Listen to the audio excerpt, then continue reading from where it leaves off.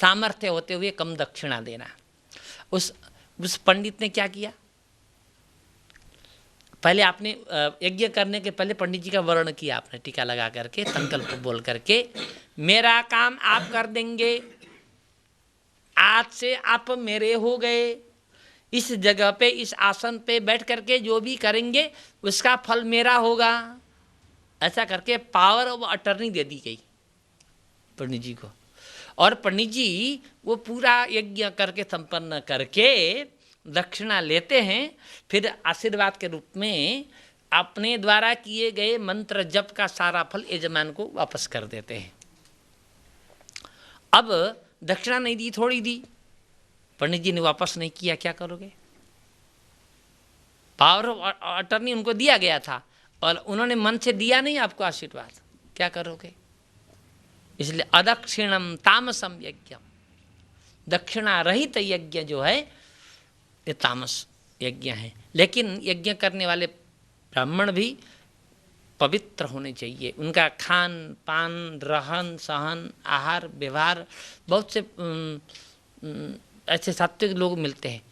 ऐसे लोगों को भी देखा है कि शाम को 9 बजे तक मंदिर में रहते हैं, 9 बजे के बाद तो दूसरी दुनिया में रहते हैं।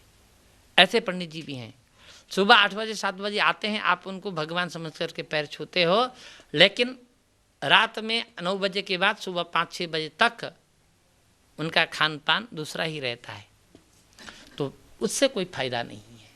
हमें यज्ञ सात्विक करने चाहिए, पुरोहित आचार्य सात्विक हो, यजमान सात्विक हो, हवनीय पदार्थ सात्विक हो, प्रक्रिया सात्विक हो, सब कुछ शास्त्रीय विधि से संपादित होना चाहिए। उसका फल यदि आज तत्काल नहीं मिला तो कल मिलेगा, परसों मिलेगा, साल भर मिलेगा, 200 साल भर बाद मिलेगा या 2 साल बाद मिलेगा, मिलेगा फल अवश्य मिलेगा। महामृत्युंजय का जप कराते हैं, अंतिम अवस्था में वो मर जाता है, महामृत्युंजय का जप होते होते मर जाता है, फिर भी फल मिलेगा। क्या फल मिलेगा? हम तो आत्मा के लिए यज्ञ करा रहे हैं ना, आत्मा तो मरा नहीं है, उसको अगले जन्म के लिए फल मिलेगा, निष्फल नहीं जाएगा। हाँ, शरीर को नहीं बचा सके लेकिन आत्मा का फल उसको अच्छा मिलेगा। इसलिए सब कुछ क्या होना चाहिए? विधि सहित होना चाहिए, शास्त्र प्रयुक्त होना चाहिए।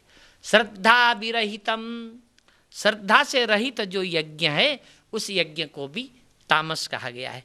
विधिहीन यज्ञ को, अन्न रहित यज्ञ को, मंत्रहीन यज्ञ को, दक्षिणा रहित यज्ञ को, श्रद्धा रहित यज्ञ को तामस यज्ञ कहा गया है। अब यज्ञ की चर्चा करके अब तपस्या की चर्चा करते हैं।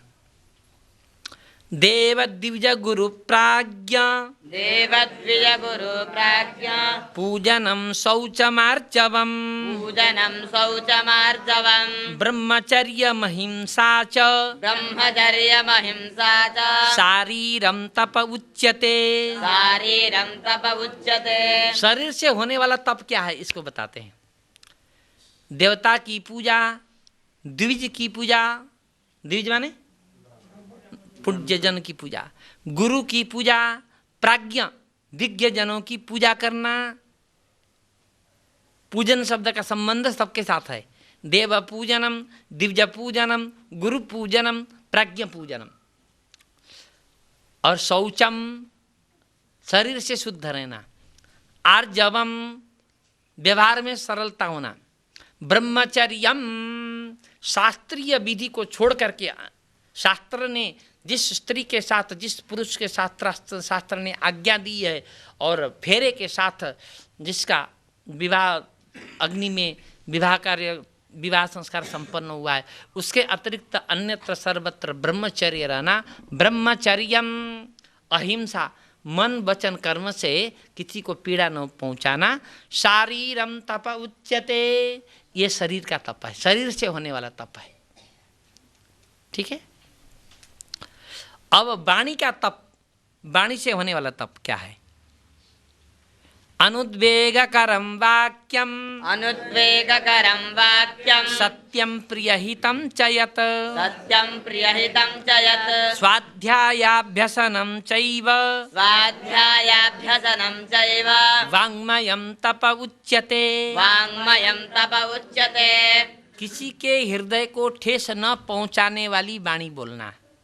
अनुद्वेगकरम, उद्वेग माने ठेस पहुंचाना, अनुद्वेग माने किसी को ठेस न पहुंचने वाली वाणी बोलना। अनुद्वेगकरम वाक्यम, वाक्यम माने वाणी। और सत्य बोलना, प्रिय भी बोलना, हित भी बोलना। प्रिय भी बोलना, हित भी बोलना।